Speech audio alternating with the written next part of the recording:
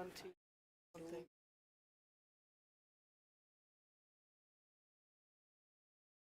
Big up. Be on TV. Well, you will be. Well, how to hide under the table. No. Yes.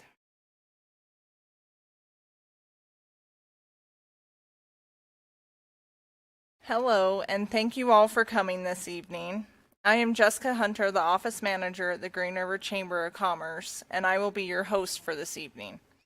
Tonight's political forum will be broadcasted live on the Sweetwater County School District No. 2 YouTube channel. For those of us joining on the YouTube channel, welcome to tonight's forum. Kaya Leo will be moderating the evening. This forum is a platform in which is intended to allow all candidates running for Sweetwater County School District No. 2 School Board an opportunity to voice their positions and opinions on present issues. This is not an attempt to embarrass any of the candidates or to bait or badger one another, rather an opportunity to educate the community. The agenda for the first portion will run as follows. Each candidate will be given 3 minutes to tell the voters who they are and why you are running. We will move from left to right, beginning with Tate Davis. When all candidates have given their opening statements, we will begin the second portion of the forum. I will be keeping track of your timing, and when I raise the yellow card, that means you have 30 seconds to finish your introduction. And when I raise the red card, you need to be finished. Now I'd like to introduce Kaya Leo, your moderator for tonight's forum. Good evening, everybody. I'm Kaya. I will start introductions with Mr. Tate Davis. Please make sure that you are speaking into the microphone so everybody can hear.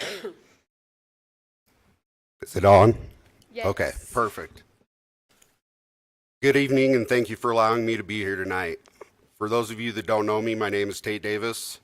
I am a Wyoming native and have been a resident of Green River for the past 33 years. I'm a graduate of Green River High School, class of 2004, and I am blessed with an amazing family of 5. My wife, to whom I've been married to for the past 14 years, Alyssa Davis, who works for the Sweetwater County School District No. 2 as a sign language interpreter and as an assistant coach for the high school softball team. My oldest daughter, Macy, is a 7th grader. Middle daughter, Jeriel, is a 6th grader who both attend Lincoln Middle School. My youngest, Blair, will be starting kindergarten next year. I enjoy spending time with my family and friends, being in the mountains, camping and hunting. I also enjoy taking my kids to support community sports programs, attending many football games, softball games, soccer games, and wrestling tournaments. I am an amateur woodworker.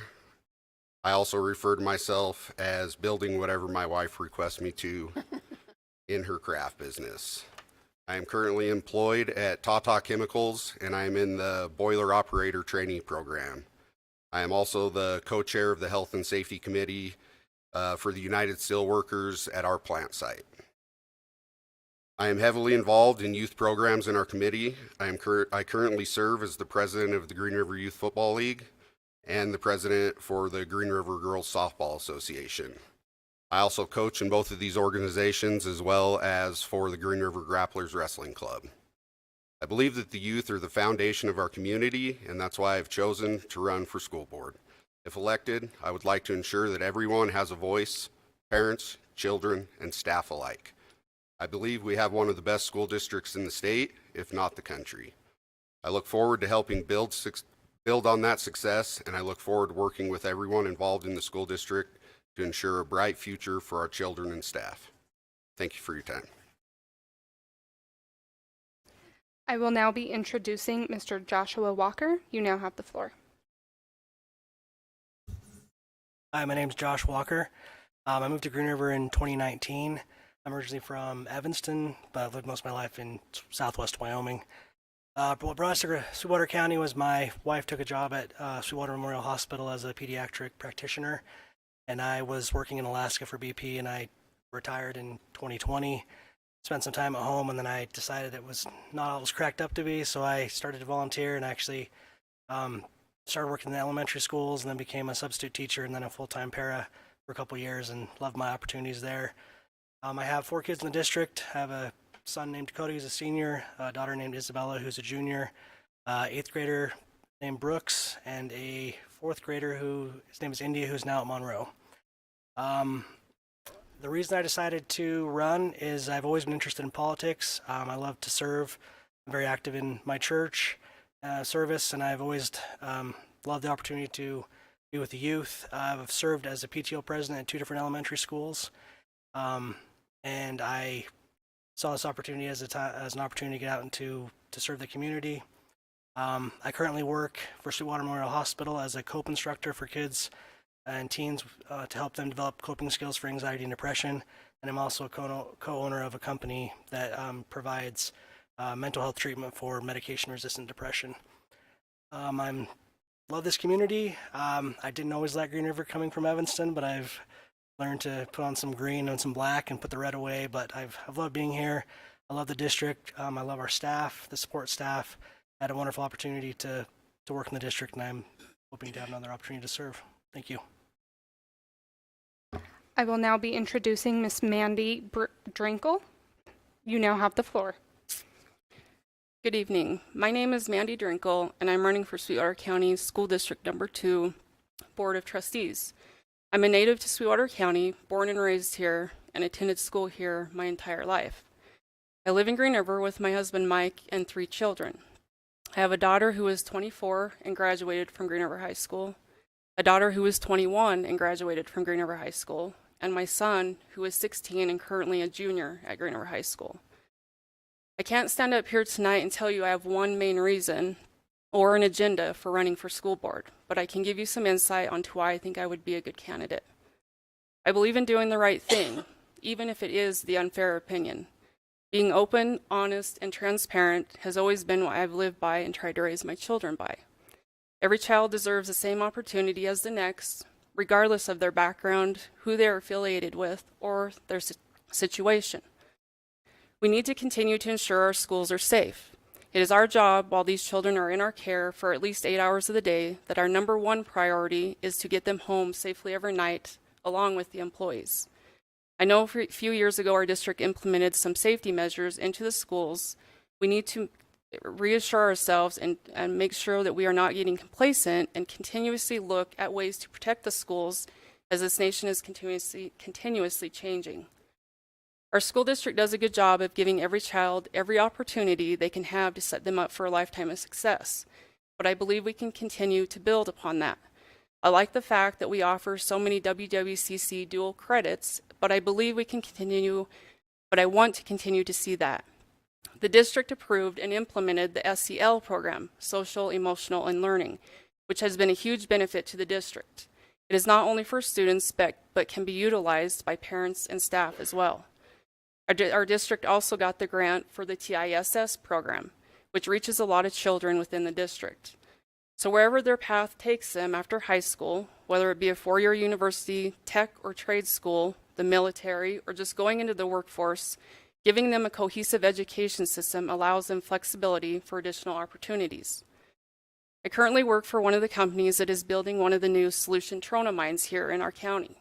I believe I can help the school district navigate some of the influx we will see in the next 2 to 5 years. Having many diverse backgrounds that will be coming into the area, I want to assure that every parent, child, and employee are equipped with the tools that they need. Being on the board is not just about the students of the district, but I believe it starts with our employees of the district. As a district, being able to stay competitive and hire the best, whether that be teachers, administrators, IT, counselors, and whoever else plays a vital role in this district.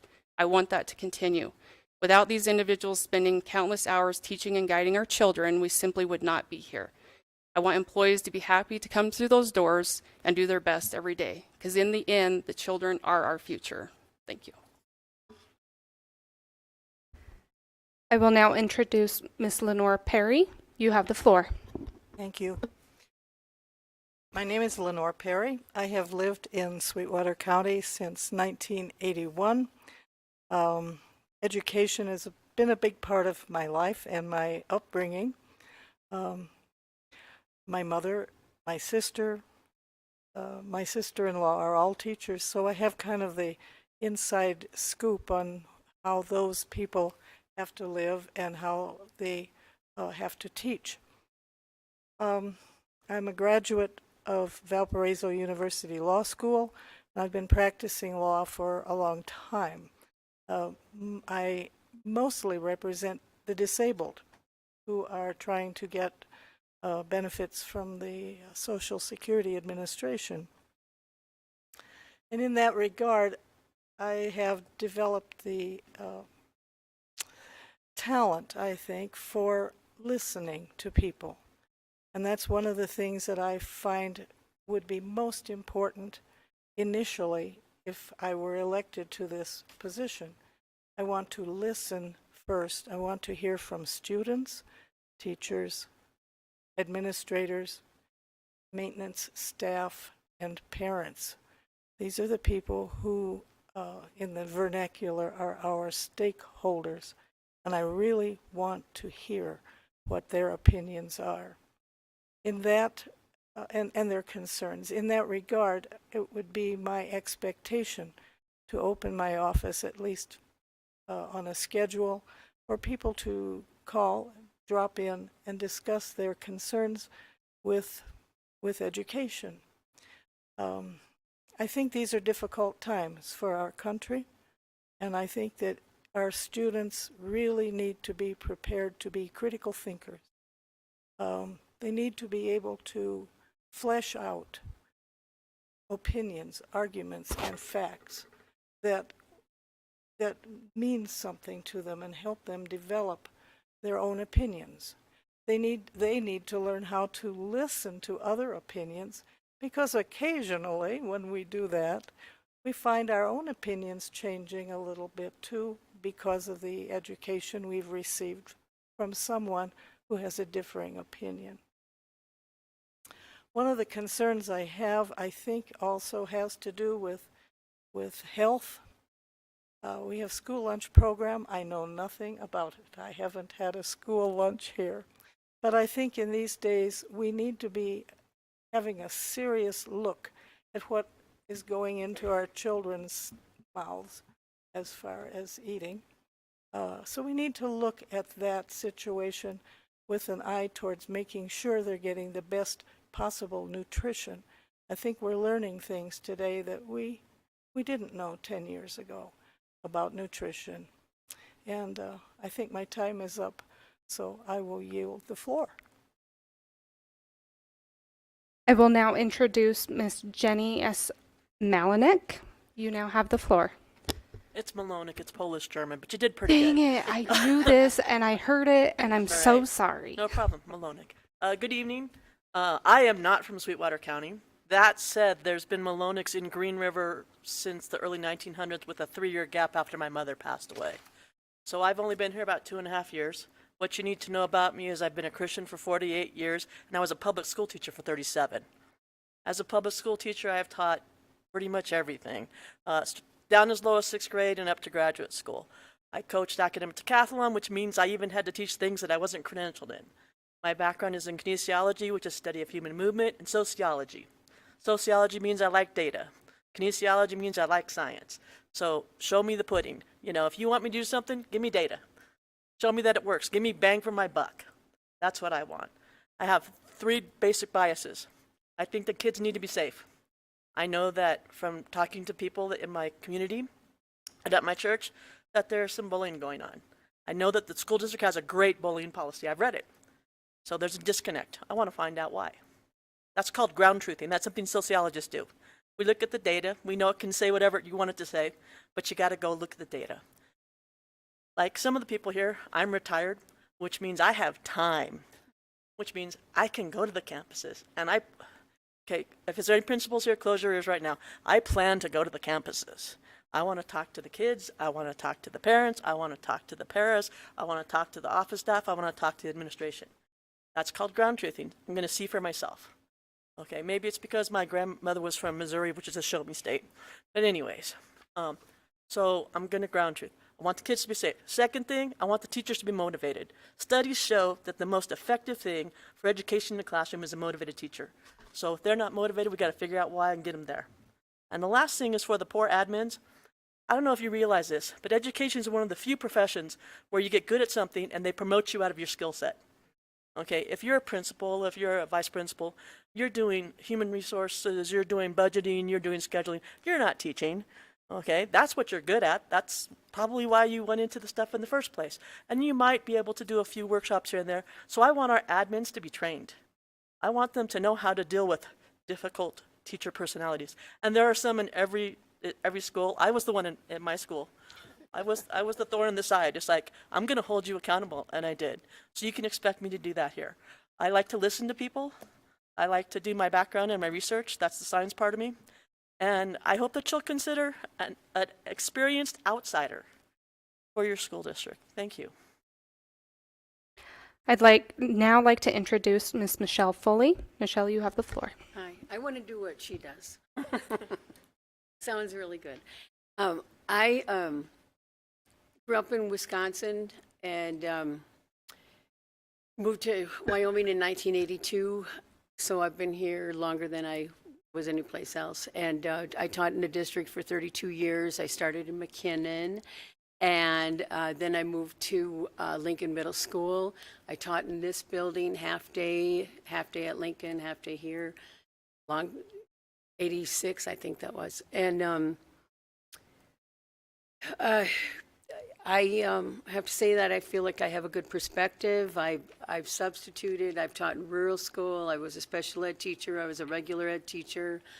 I'm a parent, a grandparent now, 3 kids and 7 grandkids. Just 3 in Green River, though. But my oldest of my youngest kids just started kindergarten this year. So I'm looking forward to working with the people. I want to hear from the community. I would like to hear from the parents. I'd like to hear from the teachers, the paras.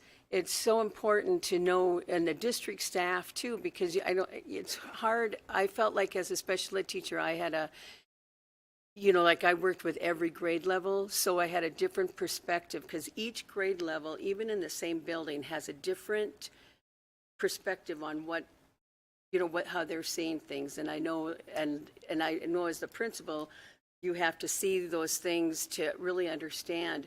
If you just work with one grade level, it's harder to see everybody's perspective. And I think that that's one of my strengths. And so I hope to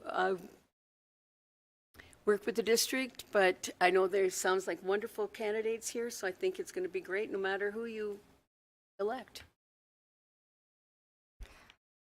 I'd now like to introduce Mr. Tommy Toman. You now have the floor. Good evening. I'm Tommy Toman, a lifelong resident of Wyoming. I grew up in the district. My roots are in agriculture. Growing up as a 5th-generation rancher instilled an understanding that some of the greatest achievements go unrecognized. I'd like to commend past and present school board members for their service. I'm a graduate of Green River High School, where I developed a passion for learning. I'm an electrical engineer, currently employed as an engineering supervisor, where I lead multiple teams with a wide breadth of focuses across many disciplines. I chose to run for the school board because I have a desire to serve. I'd like to give back in a positive way to the community. I think serving on the school board is a great responsibility and possibly one of the most selfless contributions of an elected official. With the number of seats up for election and no current board members running for re-election, I wanted to offer my skills and experience as an option to the voters. Thank you. Thank you. The second part of this evening is dedicated to questions from the moderator. Each candidate will have 2 minutes to answer each question. After we are done with the questions, each candidate will have 3 minutes for their closing remarks. Once again, I will be keeping track of your timing. When I raise the yellow card, that means you have 30 seconds to finish your questions, and when I raise the red card, you need to be finished. All right. We will start our first question with Mr. Tate Davis. What promoted your interest in running for the school board? I'm already involved with the youth in Green River. My wife working for the school district, I get to the opportunity to hear kids talking, not necessarily to me, but between their friends. I get to hear what goes on within the school district. I have a lot of friends that are teachers in the school district, so I feel like I have a good opportunity to hear people's concerns. I have a lot of friends that I can feed off of to try to get them answers. My children are also in the school district, so I wanted to be involved to ensure that they have the best school district to attend. We don't plan on going anywhere. So they're hopefully graduate from Green River High School also. So I want to make sure that they have the best opportunity to succeed in this school district. I believe that we already have a great school district, but I'd like to build upon it. It was mentioned that we have 2 new minds coming in, so we're going to have a lot of different influences coming into the community. So I think it's going to be a huge task to navigate different influences coming in and to try to protect our children from the negative and build on other influences that people from other school districts are bringing in to try to influence us to change. So. Thank you. Mr. Joshua Davis, what promoted your interest in running for the school board? Walker, I'm so sorry. I got so confused. I apologize. Mr. Joshua Walker, what promoted your interest in running for the school board? When we lived in Evanston, my wife served as a school board member for Uintah County School District number 1, so I spent a lot of time supporting her, going to meetings, and was always really involved in that and kind of very interested in that. But then we almost moved a couple years ago, almost took a job in Idaho, and we're pretty sure we're going to take it. And we talked to our kids, and they said, "We love it here. We don't want to go." They've done so well in the school district. It's a huge contrast coming from a school district that doesn't necessarily always support their kids, and I felt that our school district does a great job doing that here. Also have a brother-in-law who's currently serving as a school board member, who's no longer running, but has encouraged me to run, and I talked to him about his experience, and I hope to be able to be part of the board to help lead us forward and do great things in Green River. Thank you. Thank you. Miss Mandy Drinkle, what promoted your interest in running for the school board?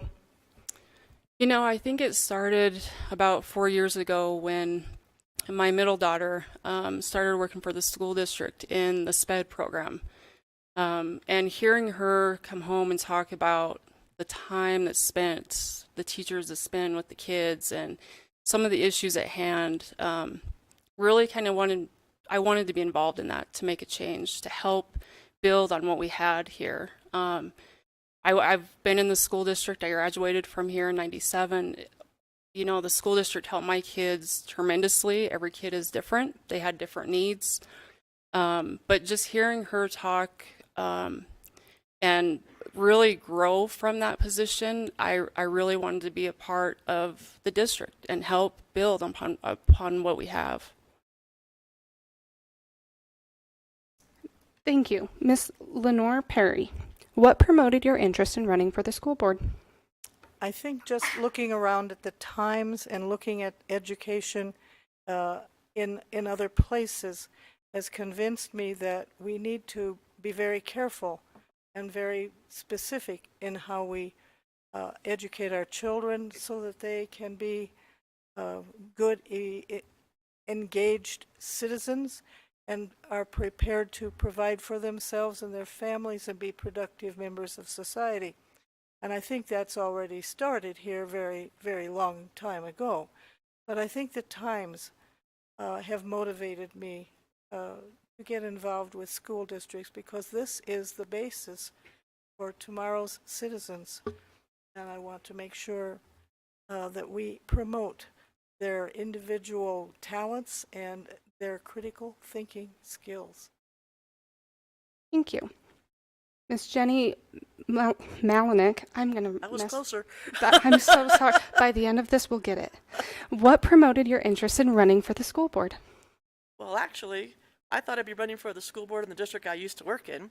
But as life happens, I ended up moving to Green River because I inherited a bunch of properties, and it's a lot easier to manage them from here than the state I used to live in. So I've been looking for about 2 years at how I can help in the school district. And I've talked to a few people and sent out a few probes and been frustrated, actually. I'm a workaholic. When I taught, I was at school from about 7:15 to about 9 because I coached the academic decathlon team, softball, basketball. I was on every board you can mention. I think they had to hire 5 people to replace me. So anyways, I have a lot of expertise, and I worked very, very hard to be a very good teacher. And I did a lot of leadership stuff, and I've had a lot of leadership training. And I want something to do that will make a mark and leave a legacy. And so what better place to do that than in the school district in the town that I live in?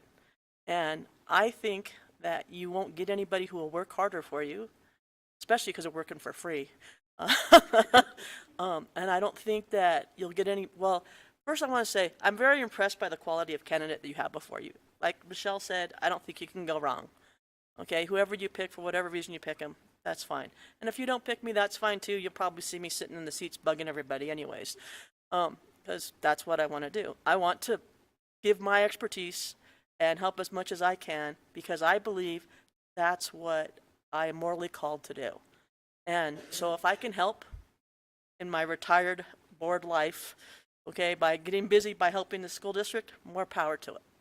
So I hope that you'll consider the outsider. That's me, okay? And it's Malonic.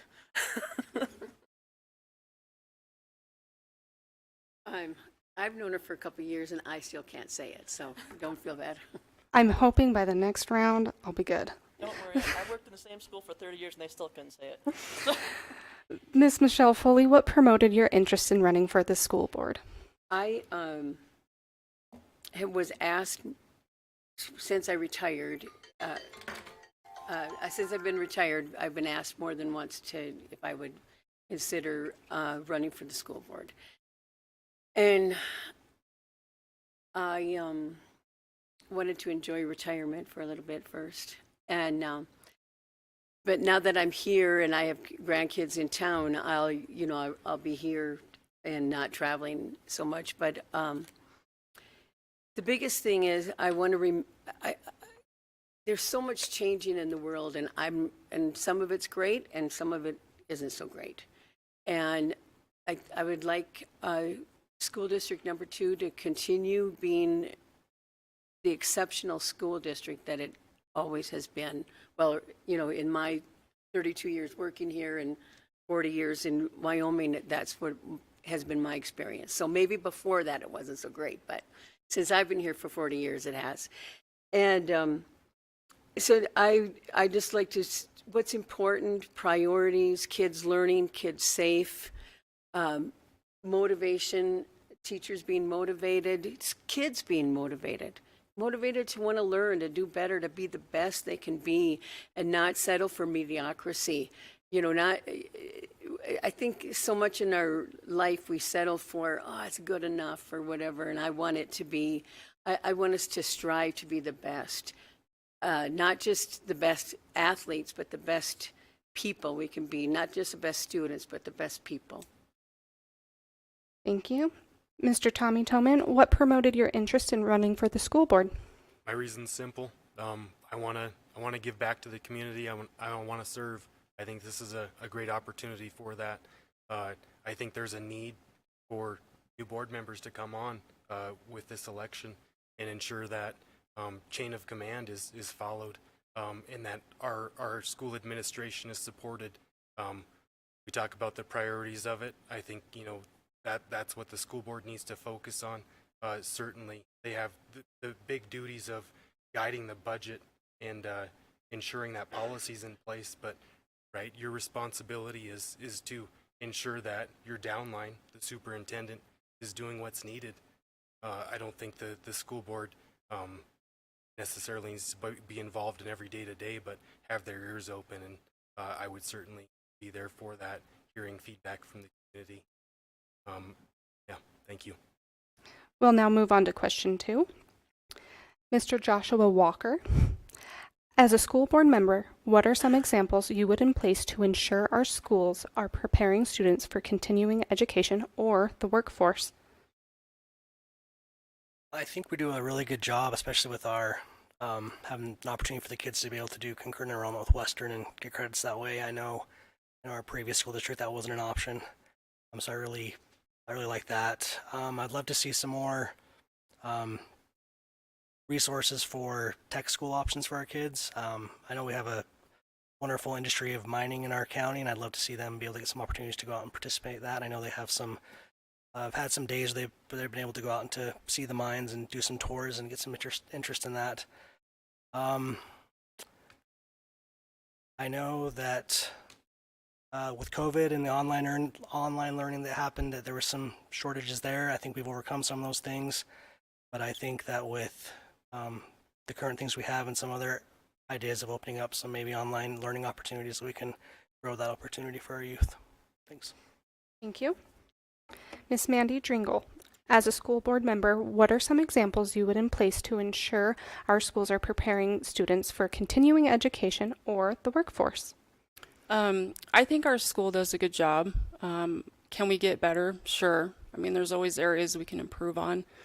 I would agree with some of the tech and trade and specialized skills. I know with the company I work for now, we're actually meeting with the college tomorrow to start trying to put together some different classes that can be utilized by the kids that maybe don't want to go to a 4-year university. Maybe they just want to go and be a mechanic, be a welder. So we're looking at some different classes that could be offered while they're still in high school and get their certificate. So I think that will open up some more doors for them.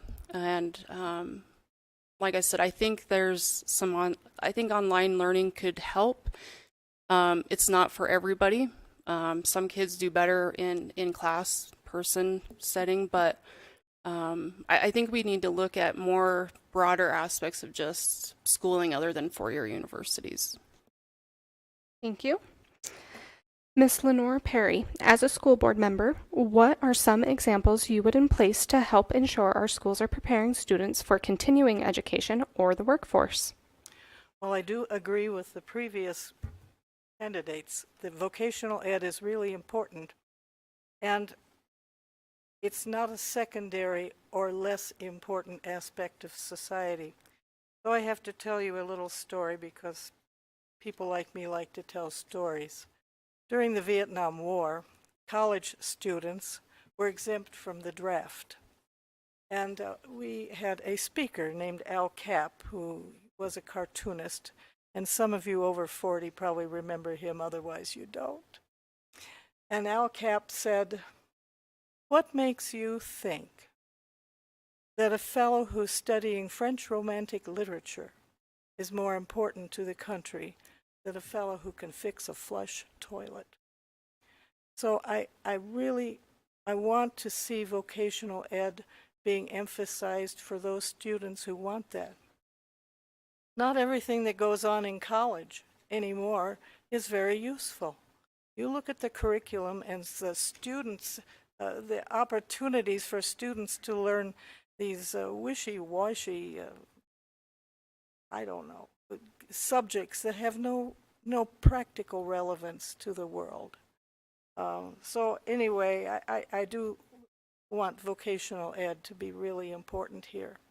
Secondly, I think that if you're going to be a good thinker and a good writer, and you need both of those, you need to have a magnificent reading program. If you read a great writer, you can become a great writer yourself, and it helps you to think outside the box.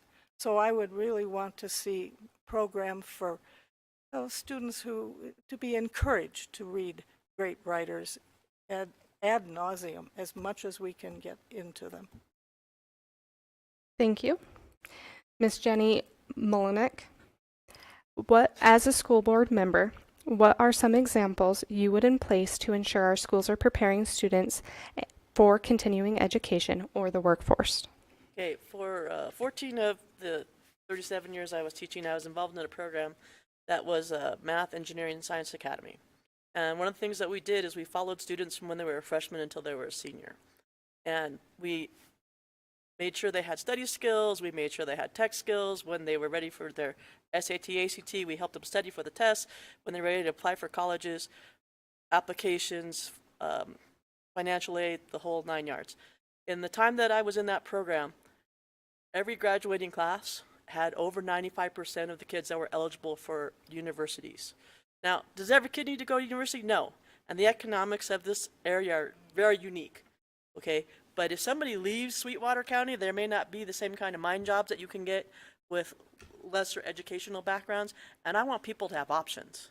I want the kids, when they get to be a senior, to have an option of going to a university if they want to. I want the kids, when they get to be a senior, not just to have the academic skills, I want them to have the soft skills.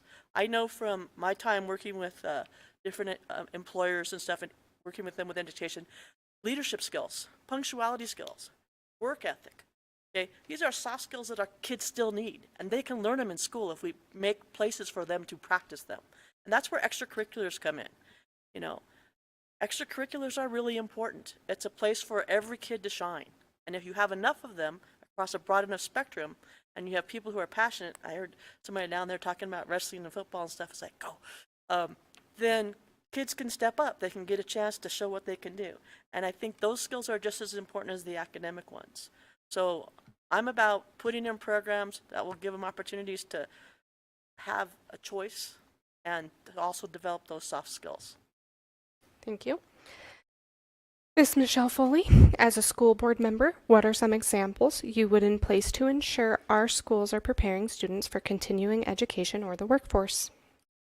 I think that the teachers are a very good source to find out, you know, what they're willing to do and the creative ideas that they have. I think sometimes that it's easy to not use the resources already there, and everybody gets busy in their life, and even like Jenny was saying earlier, when she would work to 7 to 9.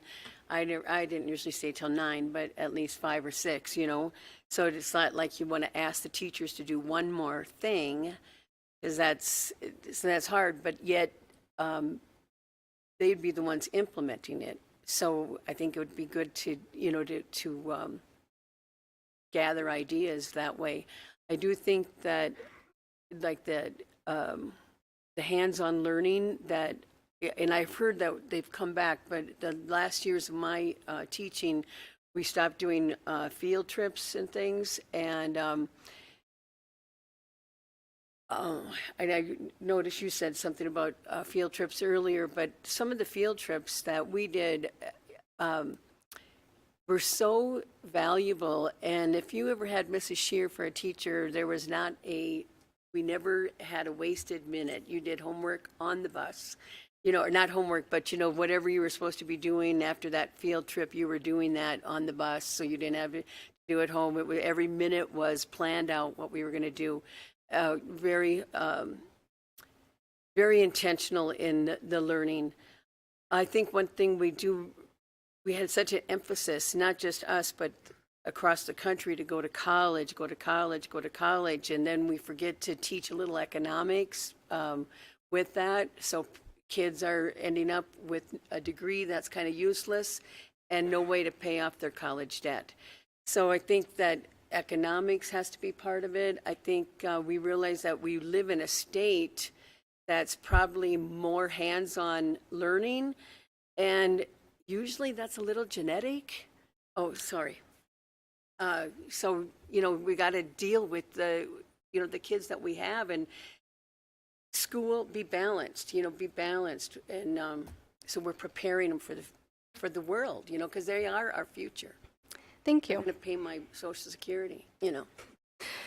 Mr. Tommy Toman, as a school board member, what are some examples you would in place to help ensure our schools are preparing students for continuing education or the workforce? The schools have to enable exploration from the students. We need to be providing them different examples of the pursuits that you can have in life, whether that's going on to college and getting a degree and pursuing a career from there, or if it's directly out of high school in a graduate. I think the district has done an excellent job in helping that, especially with the trades. I think there's a big demand right now for it in the work-based learning programs that are in place and are continued to be worked on by the district are a huge asset on that front.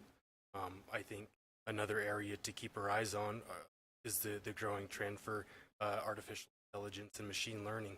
It's a big topic in technology. I don't think a lot of schools are up to date on what's going on that front and how they can leverage that to teach students this will be a new part of life, and this is something that you will have to learn or you will not be relevant in certain. Thank you.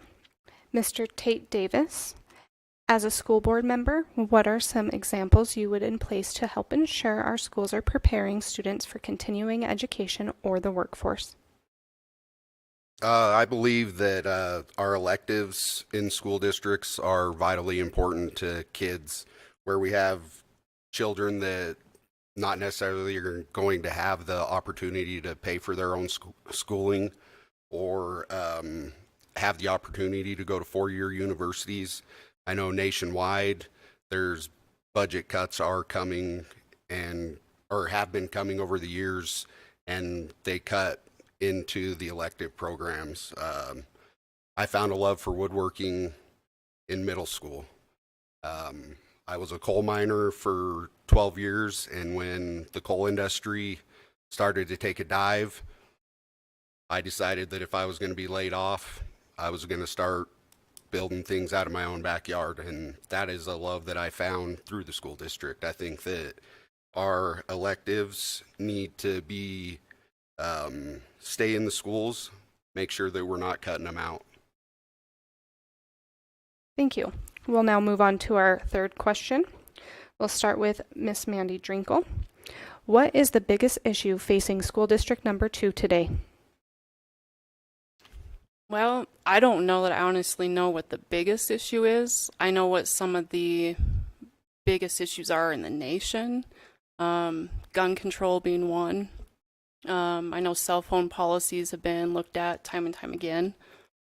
I know the 4-day school week has been brought up numerous times. Is it the biggest issue? I don't know that for sure in our district.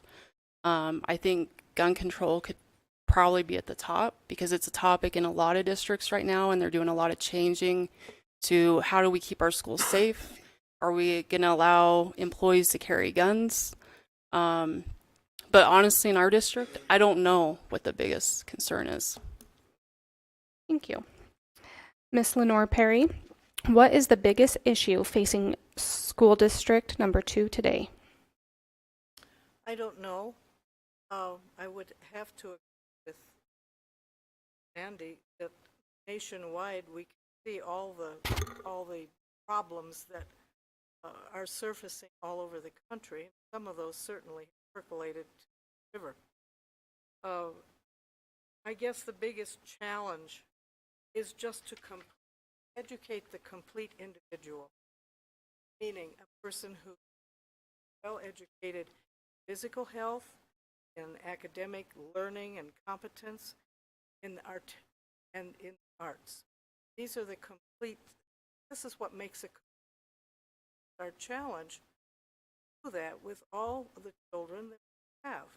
And each child has an intrinsic value, and each child has unusual talents in his own self that I think it's our responsibility, our joy to help that child discover what his own talent is, to help him refine that, because they're not all alike. I think if we aren't careful, we put our children all in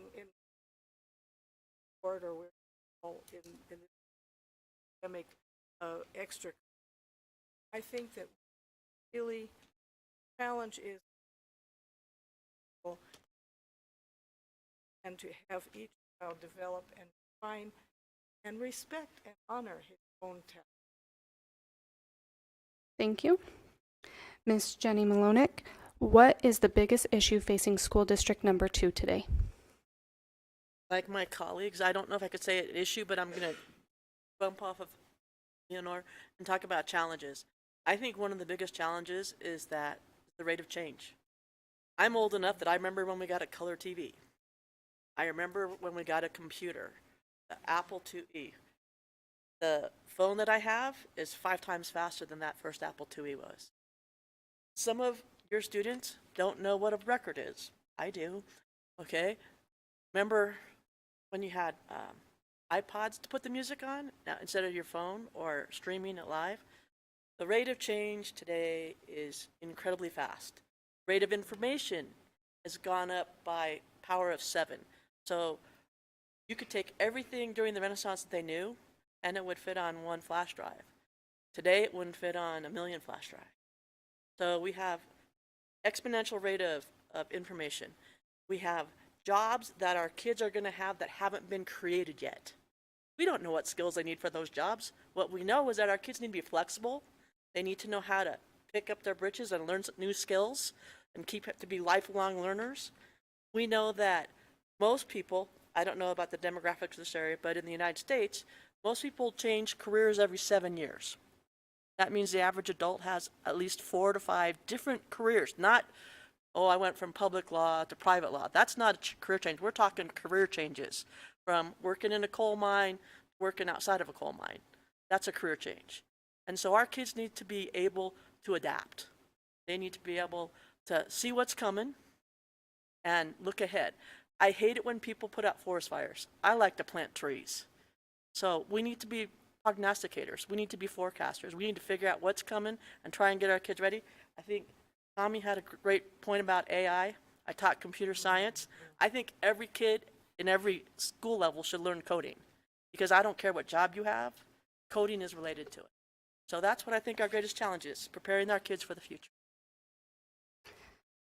Before I move on, I just want to remind all of the candidates to please talk into the mic so everybody can hear. I thought it was great. I hope they did hear. All right, Miss Michelle Foley, what is the biggest issue facing school district number 2?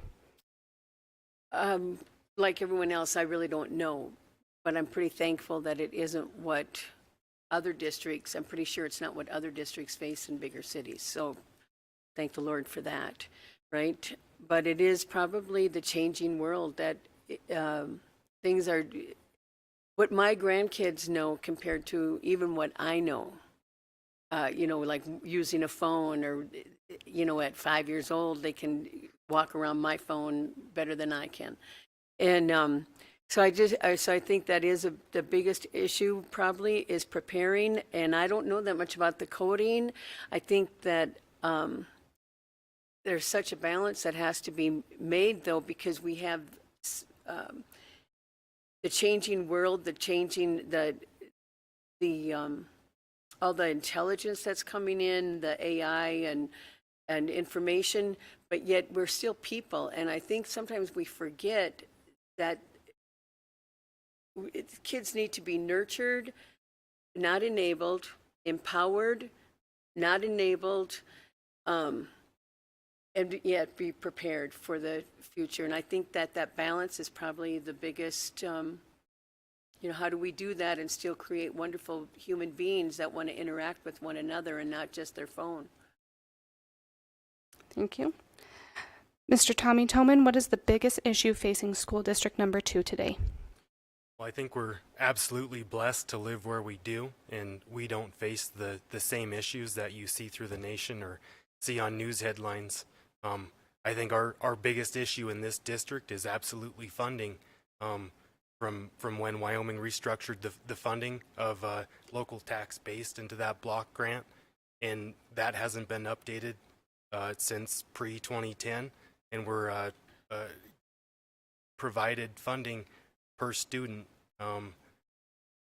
without that advancing in being increased, I think we're lacking and we're not going to stay relevant.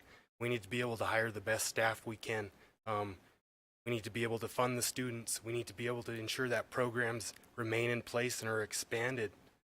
So we need to stay current with funding. I think that is absolutely the biggest issue we face, and you see current activities with Wyoming Education Association and the active lawsuit ongoing there. Thank you. Mr. Tate Davis, what is the biggest issue facing school district number 2 today? I believe we have a lot of hot button topics that this school district faces, whether it be gun control, funding, with social media and the changes in social norms right now. I think a big one that we need to focus on is mental health for our students. The things that they're seeing that we never saw when we were kids, the access to the things that they have access to is a big thing for them, and things that their friends are saying, the things that are happening outside of school that they would just hear say, now they're getting videos of it. And I think it's affecting things that happen to them in school, the way they handle it. I think we need to make sure that we're ensuring that they have an outlet at school where they can talk about things like that. We have great student counselors in schools today. I think we need to ensure that we're stepping up and making sure that they have somebody they can talk to about the things that they're seeing on social media and things that are going on in the world today. Thank you. Mr. Joshua Walker, what is the biggest issue facing school district number 2 today? I can only base it on my experience working in the school district. I think it's a double-edged sword of technology, trying to use it to help the students because it is an amazing tool. But I also see the distraction that can be at our high school level. 20 years ago, we had cell phones. They didn't text, and if they had a game, it was Snake. Now they have personal computers in their pockets, and I can see it can become a huge distraction in the learning process. I also see when I was in the elementary levels how push to get kids on computers and the benefit that can be, but also that some kids just don't learn well that way. So I think it's important that we balance that technology, and then also I work in the mental health industry, and as Tate said, helping kids work through the things that they struggle with during these times. It's unprecedented, and it's hard to see the statistics of our county of suicide rates, but besides that, not even the attempted suicide rates that our kids are going and struggling and feeling they have no other options. So I feel like those are probably the two biggest for our students and stuff. Thank you. We'll now move on to question 4. Just a reminder to make sure you talk into your microphone. So, Miss Lenore Perry, imagine you're at the end of the school board service. What 3 achievements do you most want to be remembered for? I guess I would want to be remembered for having encouraged the program. As I said, the complete individual would want I would want to think that we had educated every child to be the complete individual. In other words, to be competent in academic skills, math, and so forth, and in the technology that there is now, physical health and artistic expression. One of the things that I think about, if we're going to emphasize technology, and I'm sorry to say we have to, I still want kids to be able to do basic math in the grocery store without looking at their computer. I want them to have those skills because we do not know when technology is going to fail us. I can tell you that technology fails me in my office on a regular basis. So I would want them to have those essential skills apart from technology. But it is a fact that they're going to have to deal with AI, and someone told me the other day AI is basically a huge data complex. Now some of that data may be correct, and some may not. So I still want to have our children be able to be critical thinkers and investigate things and listen to, different points of view, that will help them to either cement their own point of view or change, be willing to change their thinking some. So, Thank you. Miss Jenny Molinek, imagine you're at the end of your school board service. What 3 achievements do you most want to be remembered for? Good question. You can do demographics. Okay, we're number 5 in the state. I love what Mandy said a couple times. I'm the kind of person that believes in satisfied but not content. I want to be number 1 in the state. I want to be number 1 in the nation. I have no aspirations at all. But, that we improved, that more kids went to school, more kids graduated school, more kids were eligible for different opportunities after school. Those are all great achievements. And I love what Lenore's been pushing that. We have to educate whole kids. But many years ago, I was coaching academic decathlon, and there was a coach from Beverly Hills High School that had an outstanding program. We were kind of jealous of them because they always did really well. And I asked him, what's your secret? And he said, I aspire to make this the thing they remember most about their young lives. And it's like, that's what I want them to remember. That when they went to school district number 2, they had experiences that they will remember and will influence and shape them all of their lives. It doesn't matter what the experiences are. It doesn't matter if it was on a field trip. Field trips are great. You got to do field trips. I used to walk kids a mile to go to a pond. Okay, why? Because it was cheap and I hadn't to pay for a bus. You have to think outside the box. I think one of my best qualities is I'm very creative. I'm a very outside of the box thinker. So I think if I wanted to say something about me is that I got creative. You can write grants. Maybe we need to hire a grant writer because there's money out there. I've written a lot of grants. And the thing with grants is, what can you do if you get no money? What can you do if you get a little money? And what can you do if you get it all? Okay? And you make it worth people's while. So I think my 3 greatest achievements, I don't know about the 3 greatest ones, but I want people to look at this district and say, what do they have going on? And it's going to be something really good. That's what I want them to remember. Thank you. How do you follow that? Go ahead. Ask. Miss Michelle Foley, imagine you're at the end of your school board service. What 3 achievements do you most want to be remembered for? You have to agree with what everyone has said. It's like you want successful people. You want to create or influence kids to be the best that they can be, that they would be a contributing part, that they would know their value. I think sometimes that's kind of the hardest part to live life when you aren't good at everything you want to be good at, to know your value and that you don't put up with mediocrity from yourself or mediocrity from other people. I think sometimes I don't know, that's the part I'm seeing a lot with the kids. They don't really know their worth. And that's so important to me because I think we settle for so much less, whether it's in our jobs or relationships, is when we don't understand our own value. And so I would really all about the kids, right? About them being successful people, personally, financially, maybe not even financially, because if you make less money but you're happy in your work, isn't that what we should be happy with? We want good people. Thank you. Mr. Tommy Toman, imagine you are at the end of your school board service. What 3 achievements do you most want to be remembered for? I'd want to be remembered for maintaining academic excellence and continuing to improve it for the district. I'd want to be remembered and known for being a collaborator, getting things done. I'd want to be remembered for ensuring that no question remained unanswered from me personally or the board, and that concerns were addressed. Thank you. Mr. Tate Davis, imagine you're at the end of your school board service. What 3 achievements do you most want to be remembered for?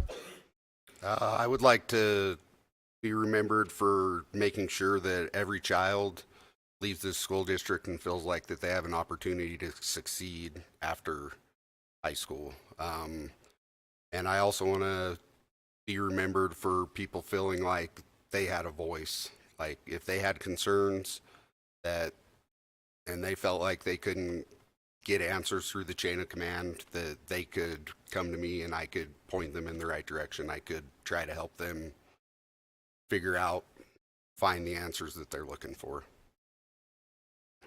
Thank you. Mr. Joshua Walker. Imagine you're at the end of your school board service. What 3 achievements do you most want to be remembered for? I hope that our school board could be remembered for being open to listen to what our stakeholders' concerns are and letting them be heard. I hope that we can be remembered for our staff and our admin, that they've been supported and able to do the things that they wanted to accomplish. Then I hope that people from outside look and see that Sweetwater County School District Number 2 has done a tremendous job of preparing their kids for the future. Thank you. Miss Mandy Drinkle, imagine you're at the end of your school board service. What 3 achievements do you most want to be remembered for? Our graduation rate is good. I think it's around 90%, 92%. I'd like to see it go up. I think we can get there. We've got great teachers, administrators, support staff. So I would set a personal goal of let's get it up. I think we can and be the top in the state or the nation. I'd like to see our mental health cases go down and see that at the end of the term that we are making a difference with some of these programs that we've implemented. And honestly, just being that person that somebody can come to, knowing that their fears, their concerns, their questions, they can come to us or me, knowing that they have a board that fully supports them. Thank you.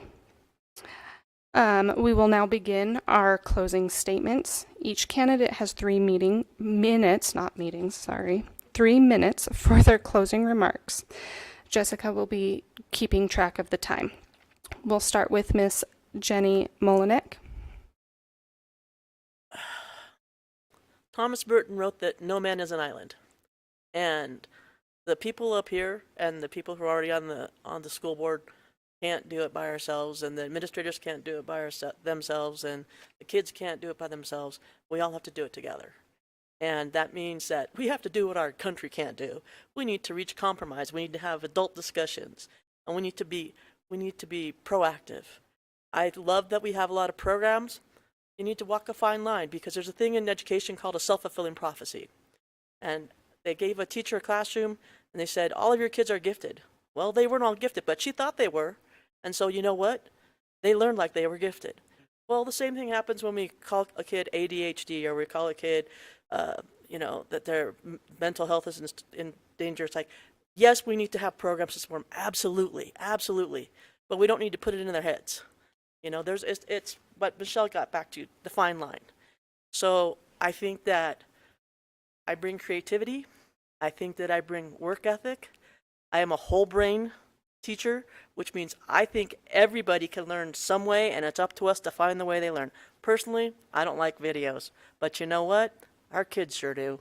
And so I'll show them that video that in high school is for 4 days, because you only have 45 or 50 minutes or whatever, because that means those 6 kids are learning. And I'm going to do something else for the 3 kids that sit behind them, because they're not video kids like me. So I believe every kid can learn, and I think we should make sure that they do. Thank you. Thank you.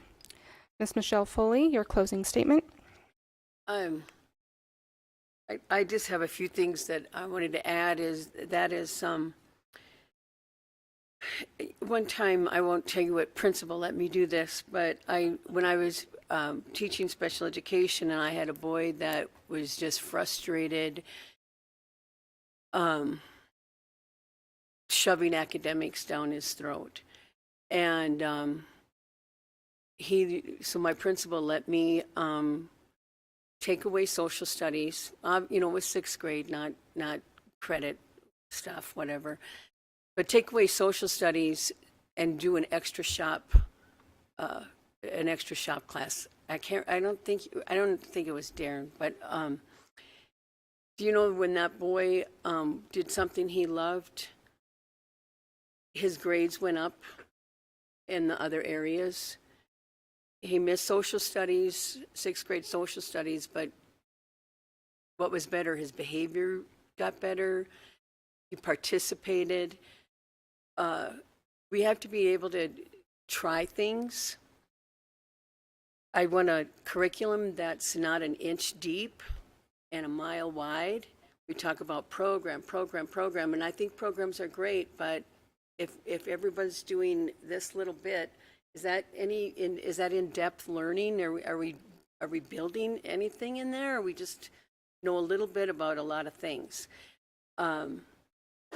So, I mean, I have a lot of opinions, and I'm not quiet or shy like most people know, but I just want the best that they can be, but I think we need to be careful. We need to do things well. We don't need to do a lot of things. We need to do the things that we can do, and we need to do them well.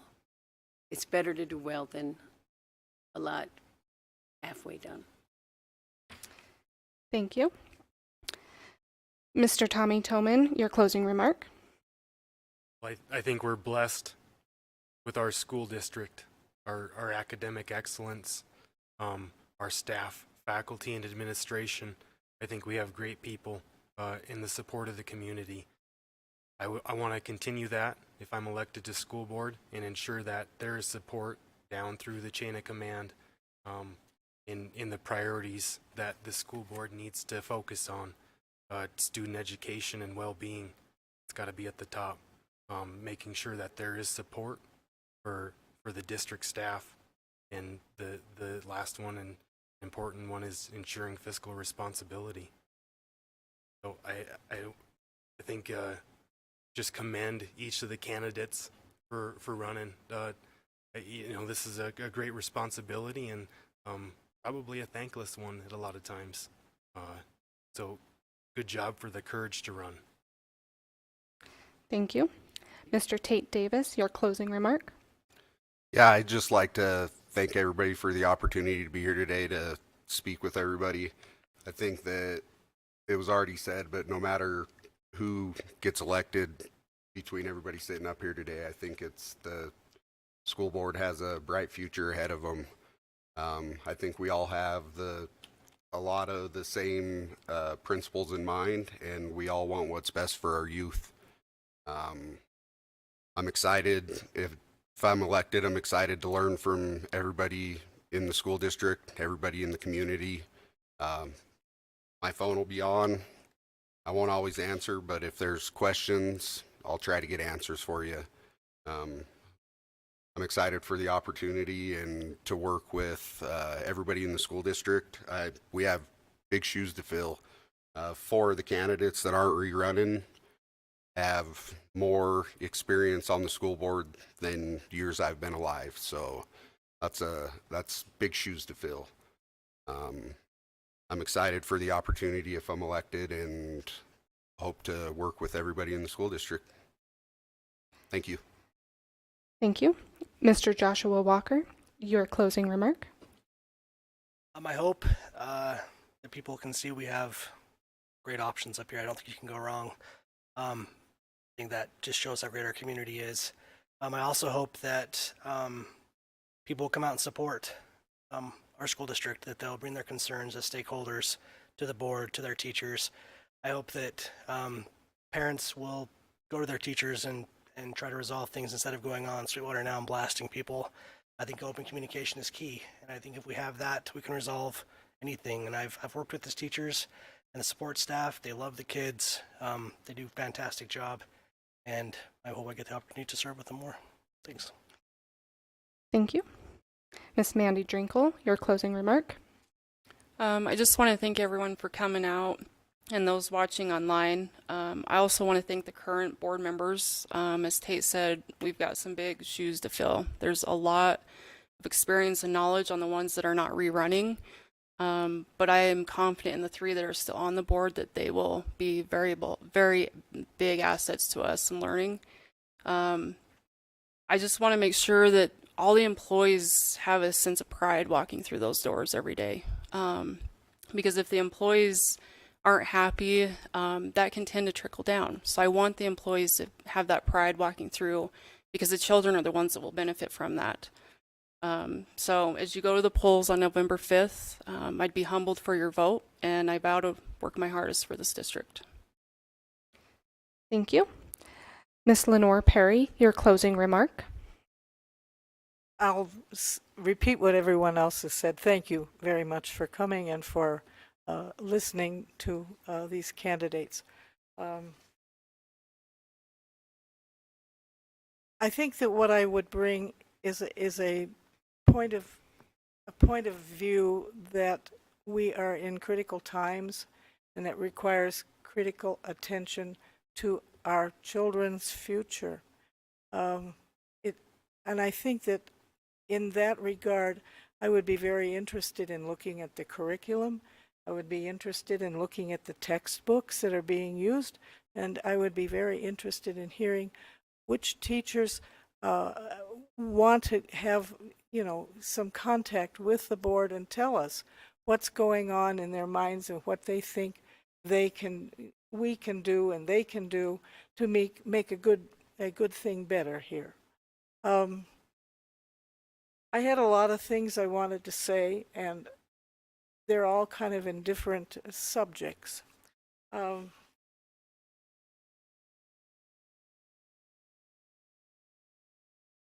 Our children are so important, and their experience in school should be a good one. That requires enthusiasm on our part and on the teacher's part. It requires that the school, in some respect, be supportive of the child. Many children don't have a lot of support outside of school. So this may be the only place that they get a really good feeling of their own personal worth and their value. You really can't take the place of parenting in school, but you can certainly augment that.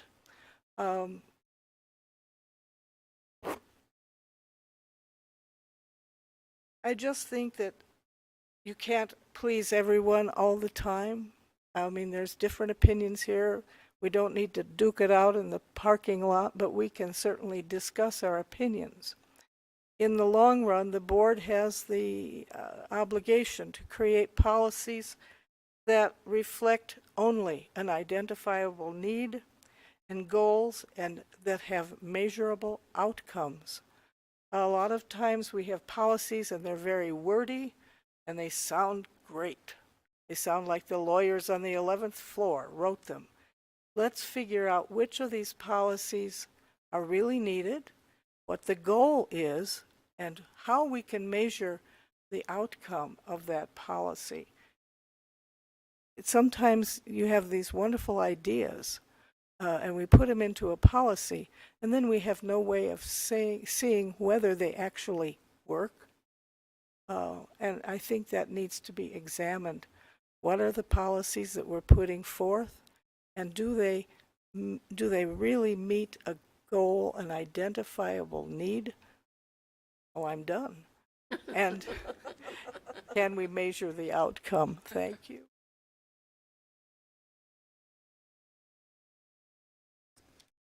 We would like to say thank you to all of the candidates and moderator for being here this evening. We really appreciate your participation, and good luck to all of you.